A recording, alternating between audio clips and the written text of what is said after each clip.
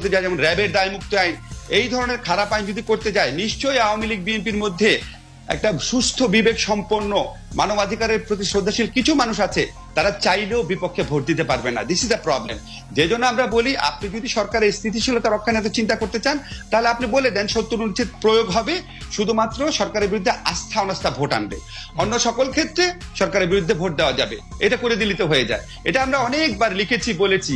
এবং আমাদের যখন আপনার এই সুরঞ্জিত দাদের নেতৃত্বে যখন ১৫তম সংবিধান সংশোধনীর আগে আলোচনা হয়, সেখানে আমি লিখিতভাবে এটা জমা দিয়েছিলাম। আমি একটা কথা আপনাকে বলি, যে যখন আপনার আমাদের কিন্তু ৭২ সনের সংবিধানে ছিল যে সংসদের মাধ্যমে বিচারকদের চাকরির ব্যাপারে সিদ্ধান্ত নেওয়া হবে, যেটা শেখ হাসিনা গভর্নমেন্ট ১৫০০ সংশোধনীর মাধ্যমে ফিরিয়ে এনেছেন। আর আমাদের যে এই সুপ্রিম জুডিশিয়াল কাউন্সিল, এটা জিয়াউর রহমান সাহেবের আমলে করা হয়। তো এই আলোচনার একটা ইন্টারেস্টিং পয়েন্ট হচ্ছে কি, দেখবেন আমাদের জাজরা আছে না, ওনারা যখন সুযোগ পান আর কি,